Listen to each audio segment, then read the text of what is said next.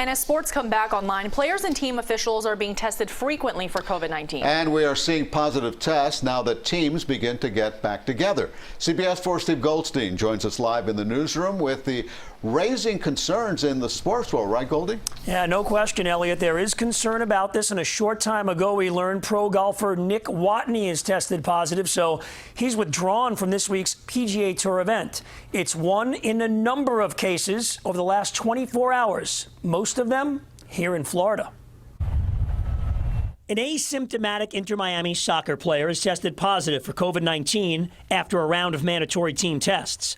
Meanwhile, the west coast of Florida is in the spotlight today. 3 pro teams have shut down their facilities. In Dunedin, a Toronto Blue Jays player reportedly showed COVID-type symptoms. 5 Philadelphia Phillies baseball players and 3 staff members tested positive. They're training in Clearwater.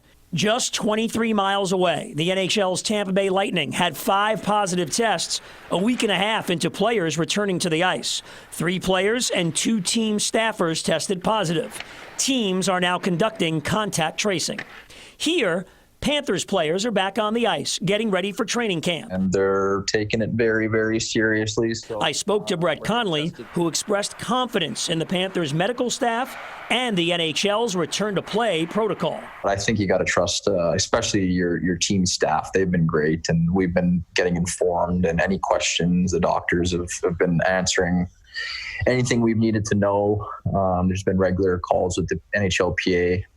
Just to kind of give us some update on what's going on. So I think you got to trust the people that are, hired for those situations. The USTA announced yesterday it will play this year's U.S. Open tennis tournament without fans, but it will be played as scheduled in New York. Now, they laid out a comprehensive plan to ensure players are safe and feel even if a player tests positive, it won't shut down the event. If they do become infected, the way the inner bubble is, they will not be physically in contact with any of the other players. Everything is set up. We're going to be doing the regular testing. So even if someone does test positive during the tournament, we're confident that that disease won't spread to the other players because of how everything has been worked out and modeled.